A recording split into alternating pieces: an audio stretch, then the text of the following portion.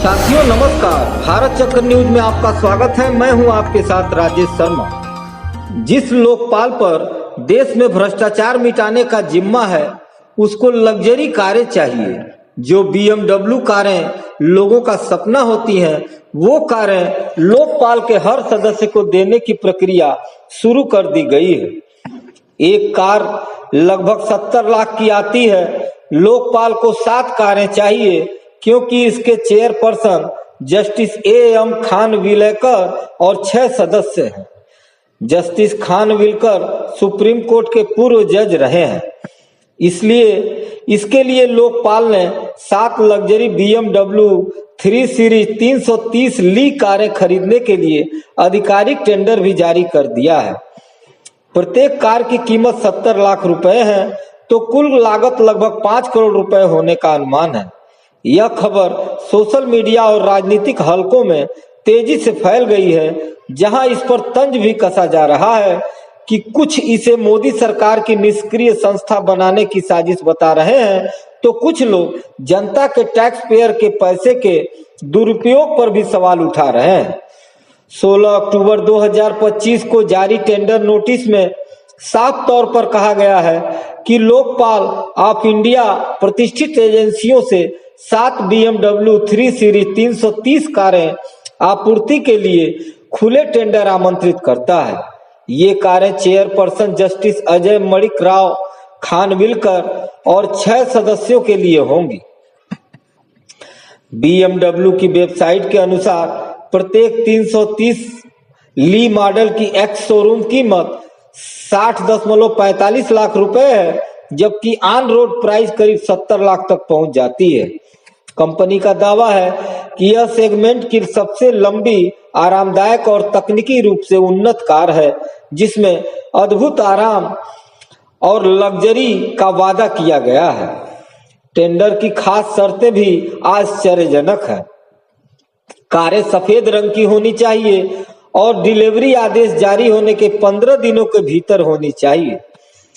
Tender जीतने वाले विक्रेता को 7 दिनों की ट्रेनिंग देनी होगी, जिसमें प्रत्येक ड्राइवर को कार चलाने के लिए कम से कम 50 किलोमीटर और अधिकतम 100 किलोमीटर की सुपरवाइज्ड ड्राइविंग शामिल है।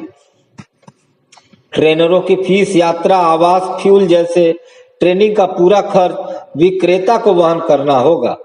लोकपाल पर कोई अतिरिक्त व्यय नहीं होगा। बोली 7 नवंबर 2025 को शाम 4 बजे से खुलेगी और भाग लेने के लिए 10 लाख रुपए का EMD जमा करना अनिवार्य है। कारें दिल्ली के बसंत कुंज स्थित लोकपाल कार्यालय में डिलीवर होंगी। यह टेंडर जारी होते ही सोशल मीडिया पर विवादास्पद हो गया। वकील कार्यकर्ता प्रशांत भूषण ने एक्स पर एक पोस्ट किया, मोदी सरकार ने लोकपाल को खाली रखकर चापलूस सदस्यों की नियुक्ति करके धूल में मिला दिया है। वे भ्रष्टाचार से परेशान नहीं, अपनी लग्जरी से खुश हैं। अब वे खुद के लिए 70 लाख की BMW कारें खरीद रहे हैं। कांग्रेस नेता सामा राम मोहन रेड्डी ने लिखा, भ्रष्टाचार से लड़ने वाला लोकपाल अब 5 करोड़ की 7 लग्जरी BMW कारें खरीद रहा है। मोदी सरकार के 11 वर्षों में उन्होंने एक भी भ्रष्टाचार का मामला हल किया है। पत्रकार राजदीप सरदेसाई ने इसे अजीब और टैक्स पेयर के पैसे की बर्बादी कहा।